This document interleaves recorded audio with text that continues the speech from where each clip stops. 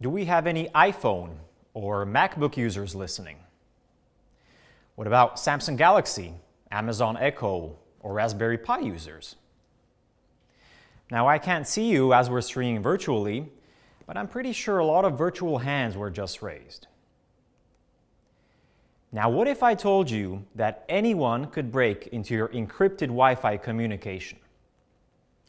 When you connect to a WPA2 protected encrypted Wi-Fi network, then even without TLS on the application layer, no one should be able to read the data exchanged between your device and the wireless access point.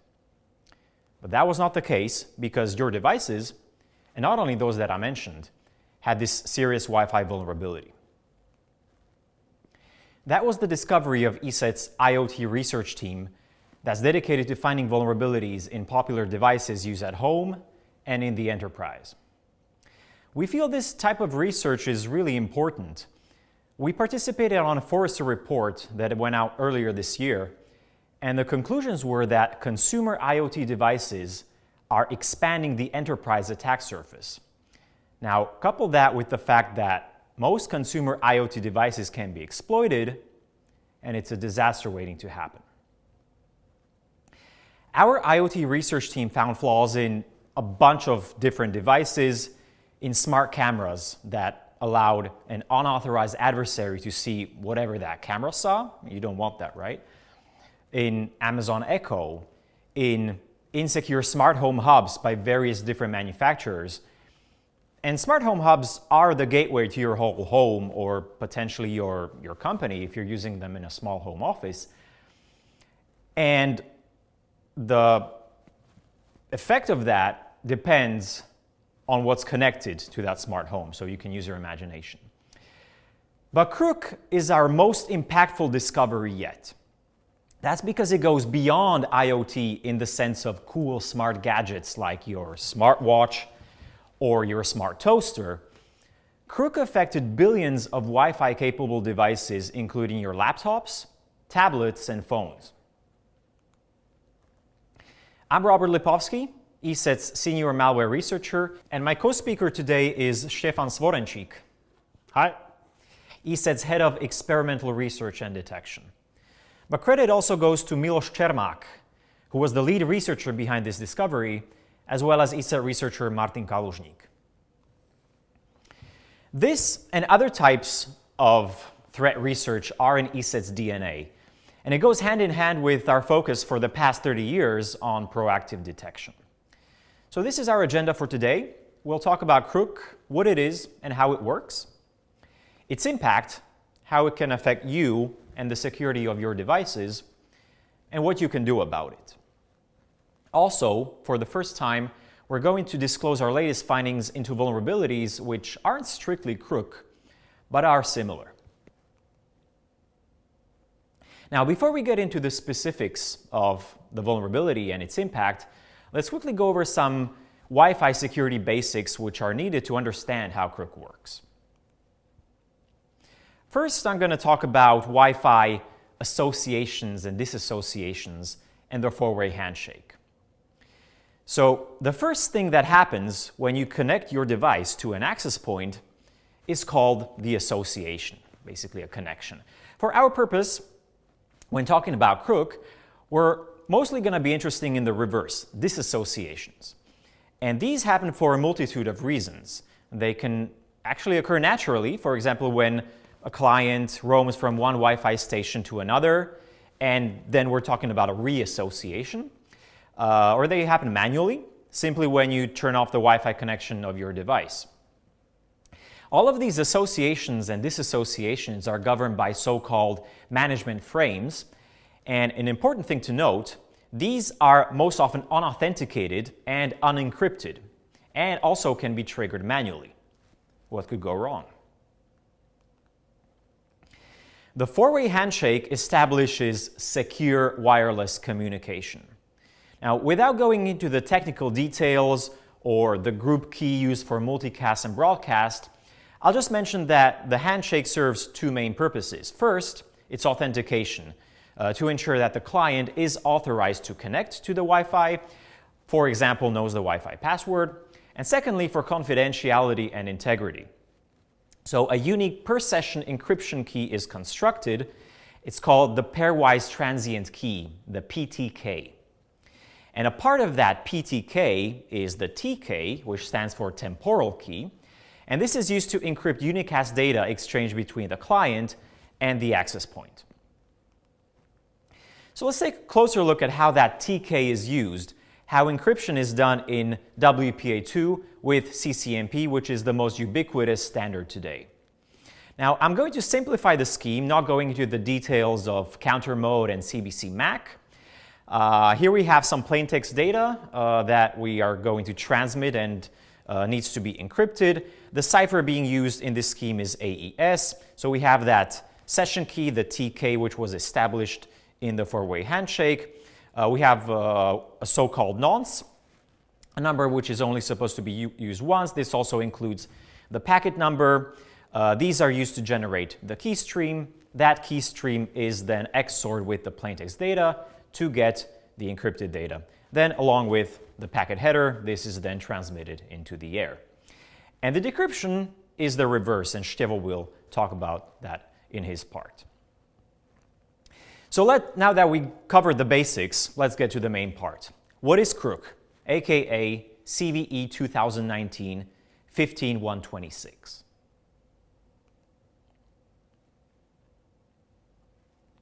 This is a typical Wi-Fi connection between a device and an access point secured by the WPA2 protocol. The communication is encrypted using that TK, the pairwise session key, that was established in the handshake. So even if someone else captures those wireless network packets flying through the air, they wouldn't be able to decrypt them and read the content, right? Well, the Kr00k vulnerability breaks that. Here's an example of how an attacker could exploit the bug. They could transmit a crafted disassociation frame addressed to the victim device accepts it and disassociates, and data transmission stops. Up to this point, everything happened as it should have. But after that disassociation, one last fragment of data is transmitted, only this time, as you can see, it's encrypted with an all-zero transient key. And the attacker can intercept it and easily decrypt the content. So how was all that possible? Well, to answer that, let's rewind and take a closer look under the hood of that vulnerable device. Spoiler alert, this is the culprit behind Kr00k, a full Mac Wi-Fi chip. By the way, this particular one is from an Amazon Kindle, and it's only 1/8 of an inch wide, so taking this photograph took a bit of an effort. Stevo, tell us more about these chips.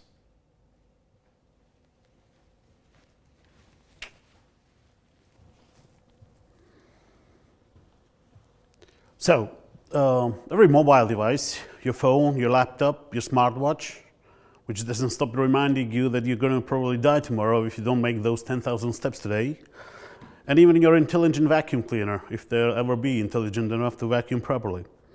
Everything has its own Wi-Fi chip, which handles all the Wi-Fi communication. In all recent mobile devices, a full Mac chip tend to be the most used kind of chips in the market. Full Macs offer better performance in terms of power consumption and speed, and they are easier to integrate in complete products. This is a block diagram of one of them. As you can see, it's fairly complicated. This one also includes the Bluetooth part, but we won't bother with it. We'll look only at the small part of it which manages the whole Wi-Fi encryption. And this is where the magic happens. This is a MEC layer, short for Media Access Control Architecture. These are the small parts which handle all the communication encryption. Buffers are used to store all the communication frames for the time they are being encrypted or decrypted.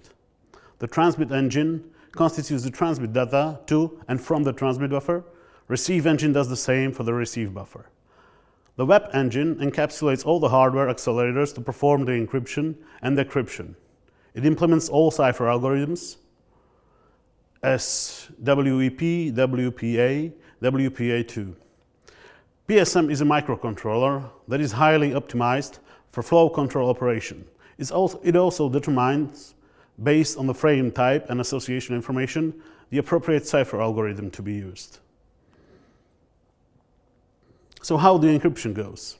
As Robert explained before, every time a device is connected or reconnected to an access point, after authentication and association, a session encryption key is generated, which is then used for all the encryption until the session ends. The transit buffer is being filled with data frames which need to be sent out. Web engine encrypts the data per frame with the generated encryption key, and the transit engine sends them away.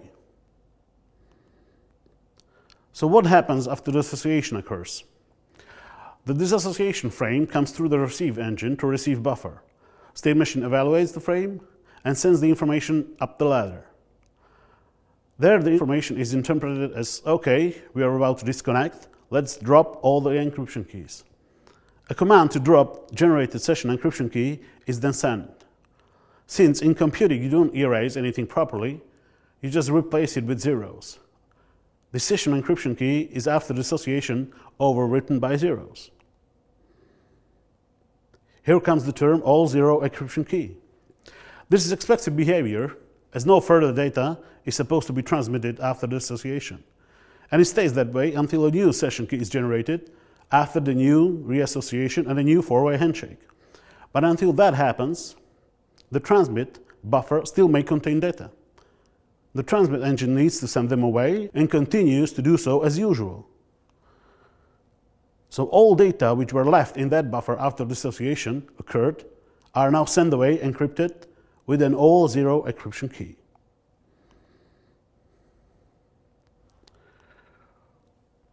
So when you could grab these frames, you can easily decrypt them into plaintext data. You know the encryption algorithm, you know the encryption key, you get the nonce from the header, and you can easily decrypt them then. The question is, how do you identify these particular frames in the air? The answer is simple, you don't. You just try to decrypt everything you see with an all zero key, and those frames, which after decryption match a binary pattern of the plaintext data frames, which is something like AA03, those are the ones which were formerly encrypted with an all zero key. One can ask, how much data can you decrypt after one disassociation? Well, the transit buffer has a memory space of 32 kilobytes. For comparison, 1 kilobyte is a couple of hundred words of plain text. So 32 kilobytes will be about 10 to 20,000 words, which is quite a few pages of a book.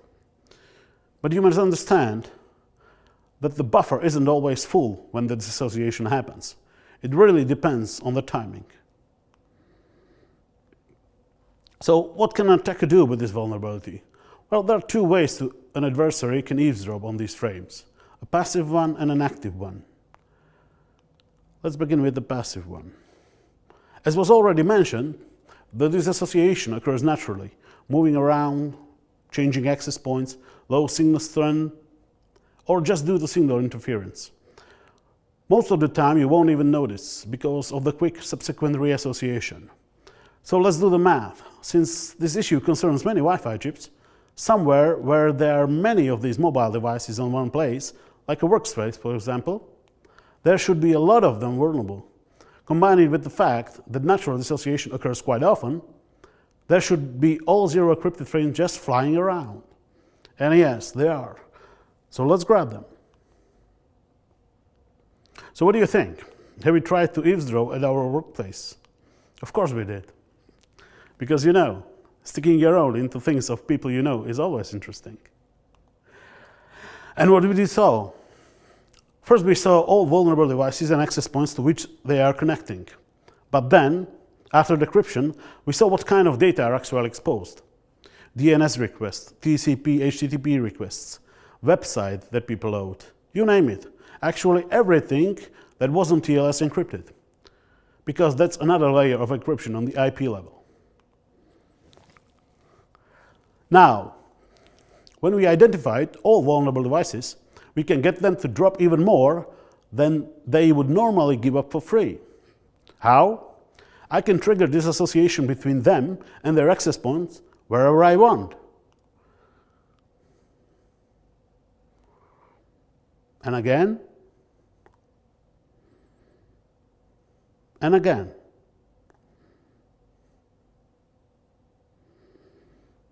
And just like Captain America, I can do this all day. And this is the most dangerous thing about this vulnerability, because now you can gather this partial information. Let me get one thing straight. The nature of the data frames, which are eventually only a zero key encrypted and can be eventually decrypted to plaintext, is quite random. It really depends on the timing of the dissociation. But if you can invoke it over and over again, the vulnerability will manifest itself over and over again. And now you're in the information gathering business, just waiting until something interesting pops out. And it always does.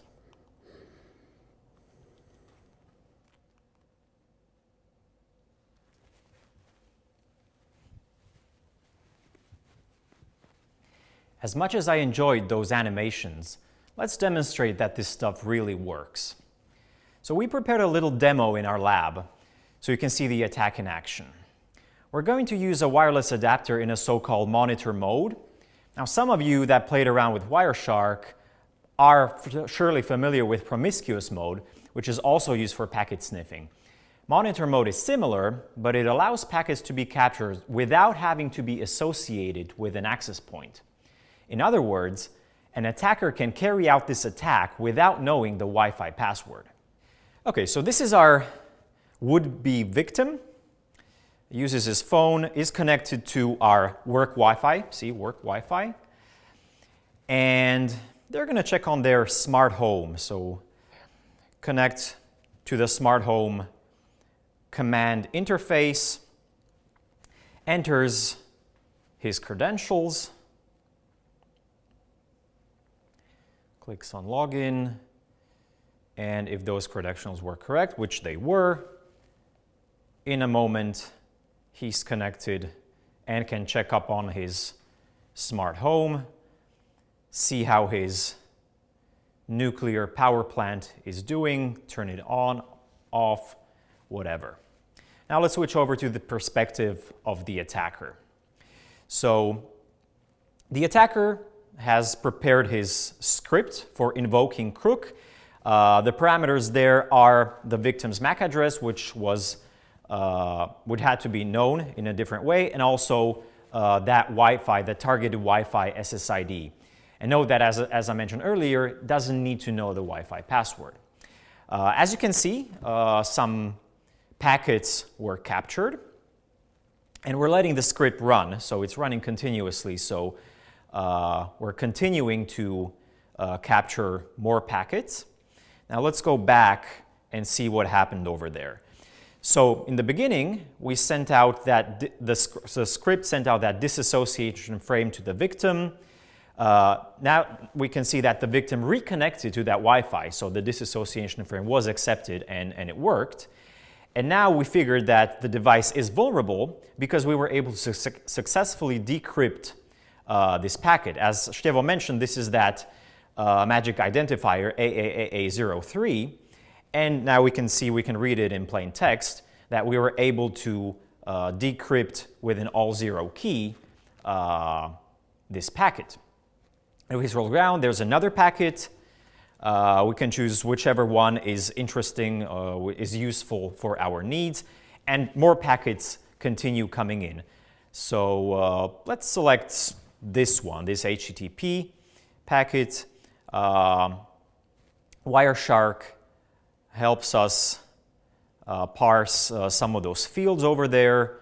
So let's select that session ID. So this particular one contains the session ID. Copy it to the clipboard, switch over to our browser, and then the attacker is able, without knowing the password to the smart home interface, without knowing password to the Wi-Fi, able to connect to that interface and do whatever malicious mischief. And we will be releasing that testing script that we used in the demo on our GitHub after the presentation.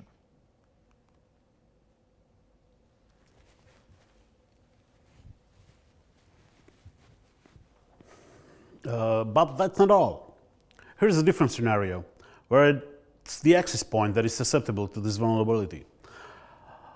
Similarly to the previous example, an attacker would be able to intercept and decrypt private data that was being addressed from the access point to your client device, even if your client device wasn't vulnerable itself. He can still get information about your connection directly from the access point. The difference is only that he will get to see only responses now, DNS and HTTP responses, for example, or a document being sent to a Wi-Fi printer. The fact that wireless routers and access points are also affected by this vulnerability greatly increases the scope of the attack. And it's also more difficult to protect against it, since the security of access points is typically beyond your control. A solution to this is to treat even WPA2 protected networks as insecure and make sure you always use encryption on the IP level, TLS or VPN.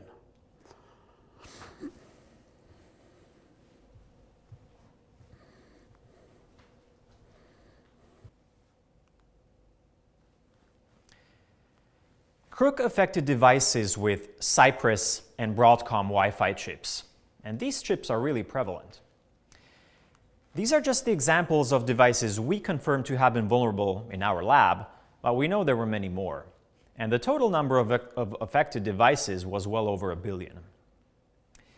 When we were doing our initial Kr00k testing last year, we did not see the vulnerability manifest itself on devices with Wi-Fi chips from other manufacturers like Qualcomm, Realtek, Raylink, or MediaTek. But we later found out that some of those companies had other similar issues, and Stefan will tell you more about that in a minute. So what happened after that discovery? Well, we worked with the affected manufacturers through a responsible disclosure process. And considering the complexity of the bug and the two-step patching process involving chip manufacturers and then OEMs or device manufacturers, we agreed on a longer than usual grace period of 120 days.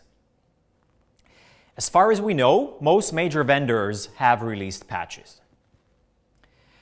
Now, not only would it be difficult for us to communicate with every individual device manufacturer that could possibly be using these chips in their devices, it would also be impossible. I mean, there is no public comprehensive list. Clients of Broadcom and Cypress, that's proprietary information of Broadcom and Cypress, and they didn't tell us. So what we did, in order to ensure that all possibly affected parties became aware of the bug, was we worked with ICASI, an organization that helps coordinate such complicated disclosures. And we strongly encourage other researchers in similar situations to do so. They were very helpful. Now I'm going to go back in time and explain how our research started, but more importantly, the connections to previous work. I'm sure for a lot of you, all of this probably reminds you of other weaknesses in WPA2 from the past, such as crack. Crack, being short for key reinstallation attacks, was research from 2017 by Matthew Van Hoff, which he also presented at Black Hat Europe 2017. And the point with crack, as the acronym suggests, it's all about reinstalling an already in-use encryption key, about resetting that nonce that I mentioned in the beginning. And in the beginning of our research, we discovered that Amazon Echo, the first generation, was vulnerable to crack. So we did responsible disclosure, and while Amazon was working on the patch, we were looking into the second generation of Echo. Now, the second generation was not vulnerable to the original crack attack, but it was vulnerable to a modification of that attack. And this modification led to an all-zero key being installed, and the cause of that was, you guessed it, Kr00k. So we continued our discussions with Amazon, we continued our research, until we came to realize that the problem was actually in the Wi-Fi chip itself. In the case of this device, the chip by Cypress. Now, Cypress bought the IoT division of Broadcom, and from our perspective, or from the perspective of the Kr00k vulnerability, the chips are basically the same. But since Broadcom chips were so widespread, even more so than Cypress, that's when we realized the scale of this vulnerability. And that's how cracking Amazon Echo brought us to discovering Kr00k. I put together this table to explain how the two are related and how they differ. Both of them could lead to similar outcomes, unauthorized decryption of encrypted wireless traffic. But there are also two separate issues. Crack is an attack, an exploit, and Kr00k, as we've explained, is a vulnerability, a bug. The point with crack is that a nonce is being reused to acquire the key stream. With Kr00k, it's about data being encrypted with an all-zero session key. Crack is triggered during that four-way handshake. Kr00k is triggered after a disassociation. As far as the impact, crack affected most Wi-Fi capable devices because it was about the protocols themselves. Kr00k affected most widespread Wi-Fi chips out there by Broadcom and Cypress. Now, the most severe manifestation of crack is the installation of an all-zero key. And Kr00k is also one of the possible reasons why encryption with an all-zero key can happen. So that's something they have in common too. I mentioned that our initial scripts for testing Kr00k didn't reveal the vulnerability on other chipsets than Broadcom or Cypress. That was true, but we did find something nevertheless. And Stefan will tell you more. Stevo?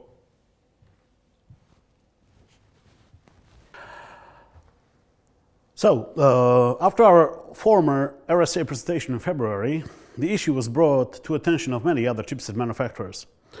One of the chips we were looking into, aside from Broadcom and Cypress, were from Qualcomm. Our investigation found that their Wi-Fi chips are also vulnerable, but the exploit manifests itself differently. This is a Wireshark log of a residual frame after the association was invoked on a Qualcomm router. As you can see, protected flag is set true, and the frame appears to have a CCMP parameter, but the data aren't encrypted at all, as they should be. This frame is an ICMP echo from ping command. We reported the issue to them, and they approached it as a Kr00k variant and assigned CVE 2020-3702.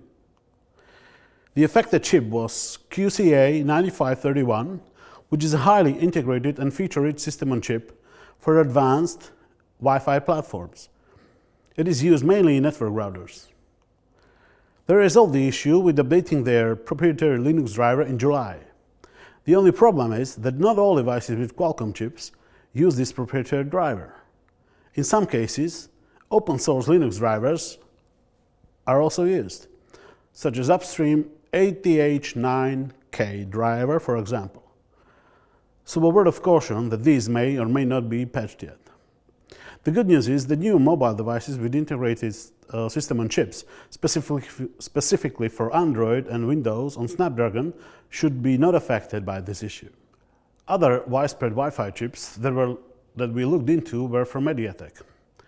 We observed a vulnerable behavior very similar to the one observed on Qualcomm devices, on an older access router. But what was far more interesting, we observed it on the current Microsoft Azure Sphere development kit, which uses MediaTek MT3620 microcontroller.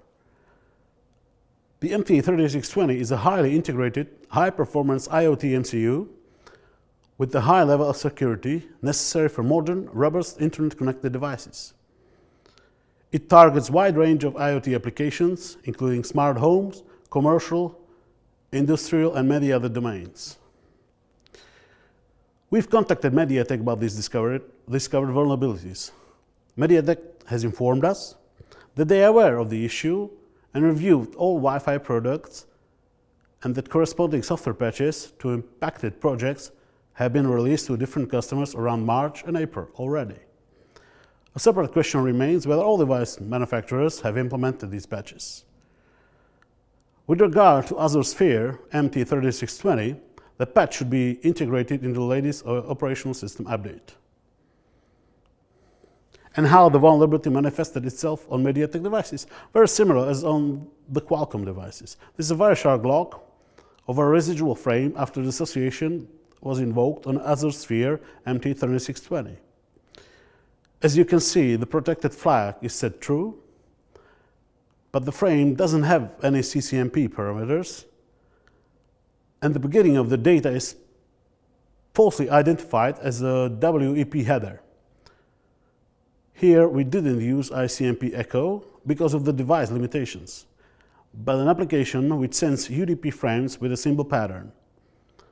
As you can see, the frame isn't encrypted.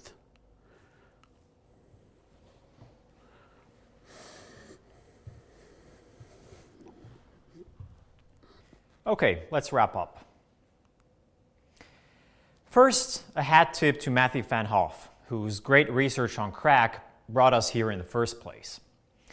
Then to all these companies with whom the cooperation went really smoothly and they responded to our disclosures professionally, especially Amazon.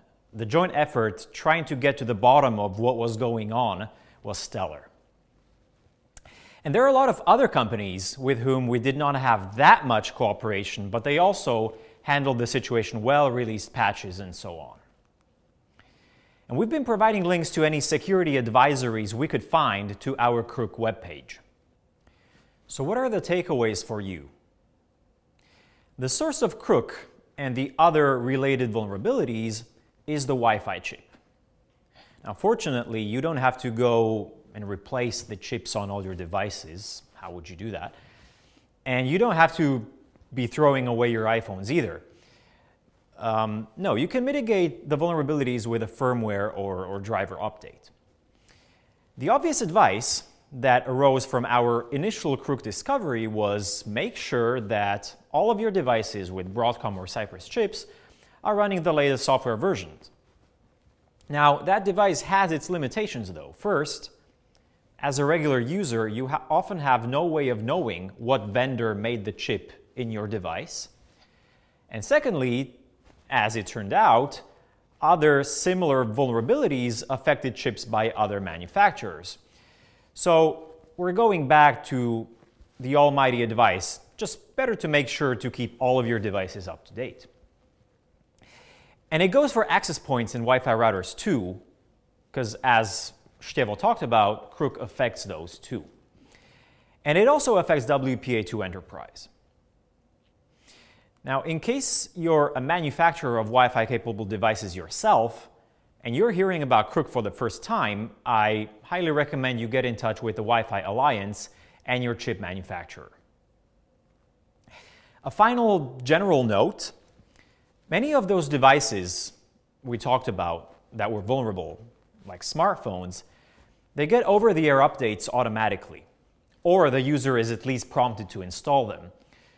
But others, like some Wi-Fi routers, for example, need to be updated manually, and this is often problematic. It could lead to attack scenarios like those Stefan talked about. And this is cause for concern in normal situations, but even more so when more people are working from home due to COVID-19. So these are employees accessing corporate resources that are responsible for their own home Wi-Fi security. So Kr00k is something that company CISOs definitely need to be paying attention to. For more technical details on the Kr00k vulnerability, check out our research paper. For up-to-date information, frequently asked questions, the script that we used in the demo, and links to vendor advisories, go to this web page we created dedicated to Kr00k. Thank you for watching.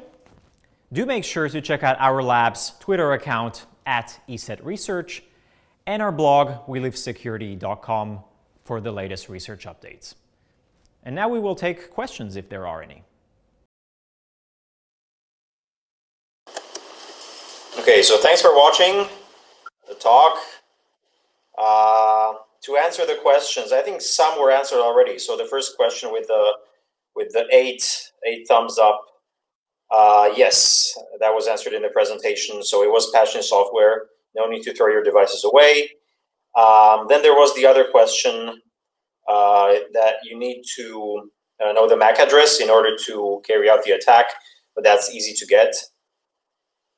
How do you know, short of running the Kr00k script against the device, how do you know if it's been patched? That's a very good question, and we're not aware of like any good way apart from testing it or asking your device vendor. So ask your device vendor. We are posting the advisories that we're aware of on the website. In case there are any manufacturers in the audience and you want your advisory listed there, feel free to reach out to us too. So what else is there? Is it also feasible for 802.11ax chips? That's also a really good question. It's hard to answer because these are really fast, and we did not have the hardware to test that. I mean, capturing them and basically performing the attack, causing the disassociations on these types of chips would require much faster hardware than we had access to. We answered that. Since the packet is still valid for the receiver, would a man in the middle be possible to recreate the original packet and put malicious info? Oh, I think they're asking about the injection part. Injection, yeah, you can answer. The injection part is not possible. We actually brought it up with Broadcom, and they assured us that that is not possible. It was difficult. There are other factors that come into play there. You need to recreate some parameters of the data frames, and injection, it requires a lot more stuff and is altogether a lot more difficult. Where will the POC be posted? If you go to the links that we have in the presentation, I think that should be available. Or if you just Google Kr00k ESET, it should guide you to a web page we have dedicated to this, and from there you will see that. Or we also have it on our blog, We Live Security, and then on ESET Research's GitHub page, the script will be there. And I believe we answered all the questions. I was thinking at first that it was a Wi-Fi chip implemented by specific. Any ideas why it showed up in? Okay, that's a good question.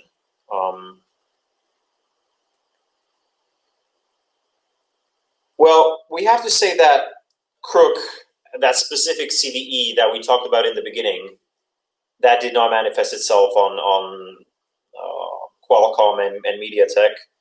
So that was also assigned a different CVE. They're similar, but they manifest themselves differently. We don't know all the details about the chipset architecture of every single chipset manufacturer, of course. We do think that the source also is similar in that they're the transmit buffers. But the thing is in the buffers.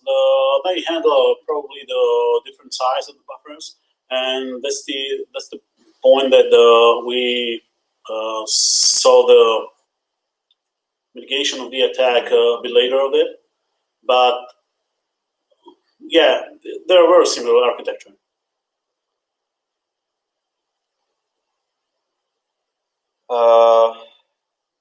Vinity is asking TLS. So TLS can help a lot, of course, because as we mentioned in the presentation, Kr00k does not break TLS. So when you're using TLS or when you're using a VPN, that should protect you from this. So really Kr00k breaks the level of encryption that WPA2 itself is supposed to give you. But TLS, that's protection from a different layer.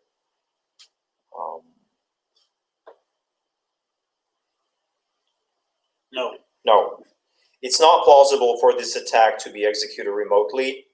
The attacker needs to be in close proximity of the Wi-Fi signal.